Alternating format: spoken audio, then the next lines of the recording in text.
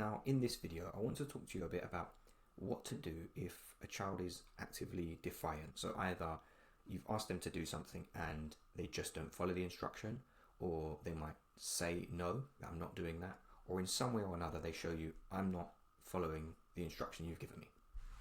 Now, I have to start by saying this is not something that will suddenly work if you haven't started up here.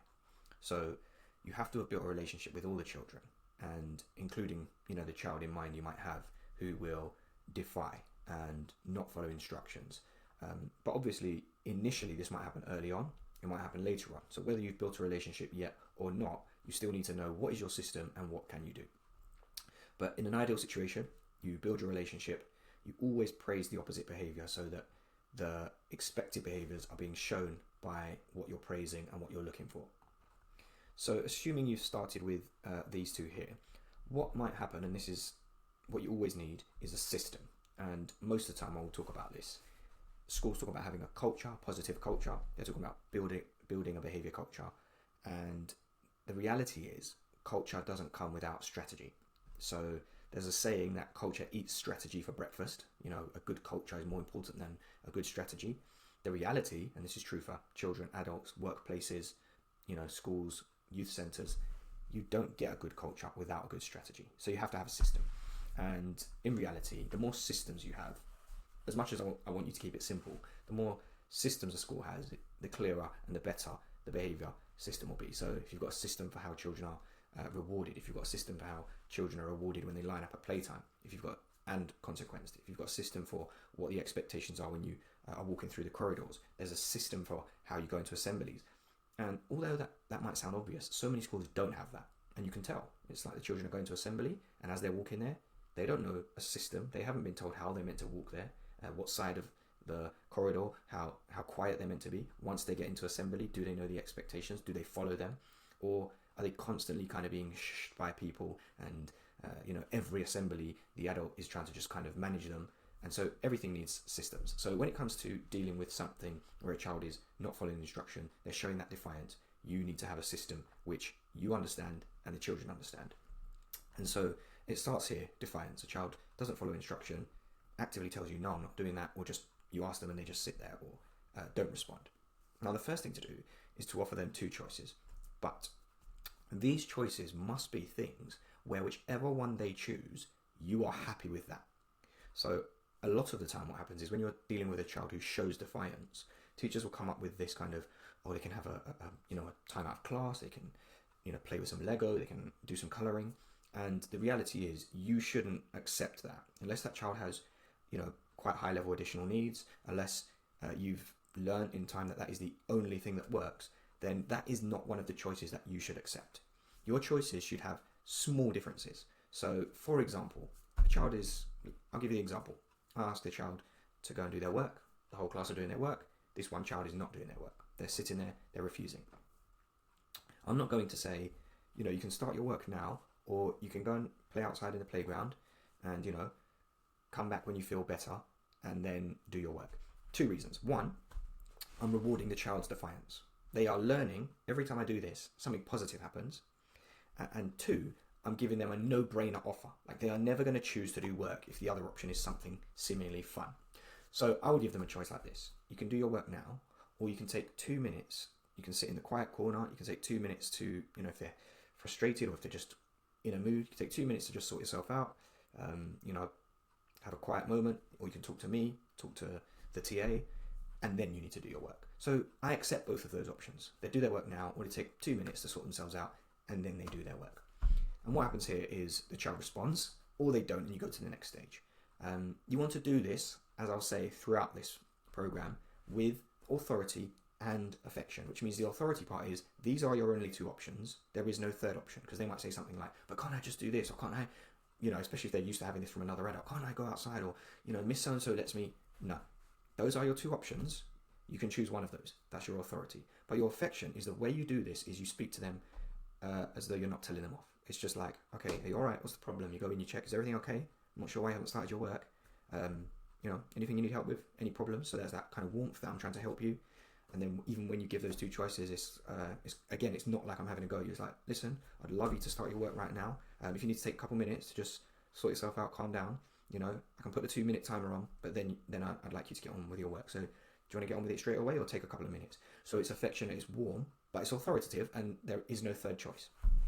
Now, maybe the child doesn't respond to that. What I would say is give them the 2 minutes regardless. So if they don't say anything or they just don't respond, don't say fine, then that's a consequence. Still give them 2 minutes, even if they didn't tell you, yes, I'll take the 2 minutes. 2-3 minutes maximum. They're not responded. They haven't gone to the work. You go back to them and you say, listen, I've given you 2 minutes. You now need to get on with your work. Otherwise, and this is where the warning of the consequence comes in.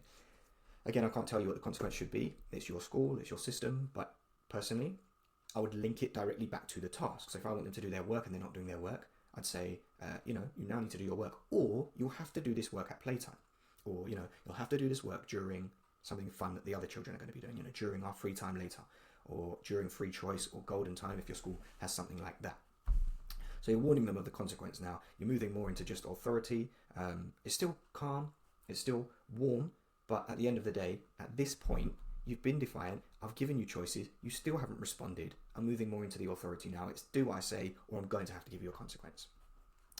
If the child responds to the warning of a consequence, later on, I would still have a restorative chat. I'll come back to why in a minute.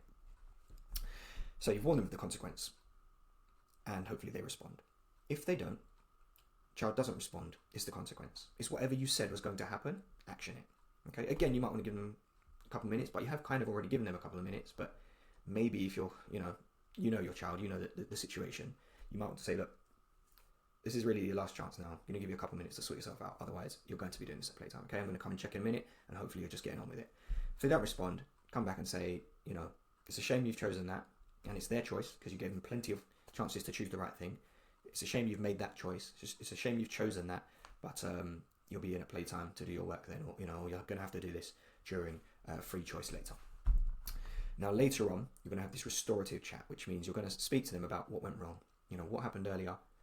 Why did that happen? Let's not have that in the future. And the reason I say do that even if they respond here, because even if they responded here, they were defiant in the beginning. We didn't need that. You offered them choices. They didn't take them. You still had to warn them of a consequence. So I would still have this conversation here where I'm saying, look, I wasn't the best earlier. I'm really glad that in the end you got on with it. But, I'm not really pleased with the fact that you didn't want to do what I said. I gave you the opportunity to sort yourself out. You still didn't respond. I had to warn you of, missing your playtime, and that was when you decided to respond. Let's not have that next time. Obviously, if you've actually done the consequence, you definitely want to have this chat and say, look, it wasn't worth it, was it? You sat here doing it in your playtime.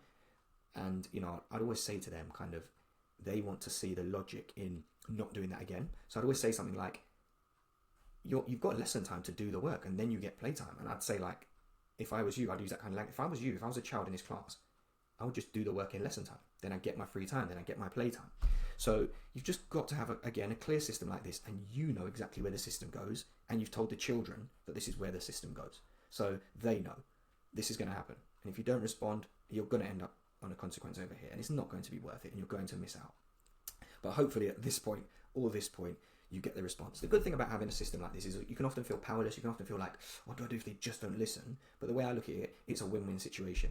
Even if we get all the way to the end, this is what I wanted. None of this is what they wanted. What I mean by that is, no, I didn't want them to ignore me and not respond. But ultimately, this is my system. And at the end of the day, you're going to end up in one of these steps that's under my system, even if it's right at the end. And I'm going to show you something else, because you might say, what if even at this point, they don't respond? They try and, run away when it's meant to be, they're now doing their work. They still run outside and go to playtime. I've had children like that. Your consequence is missing the playtime. Guess what? They run out the door at playtime and go to playtime. You're still going to be in a win-win situation. I'll show you why right now.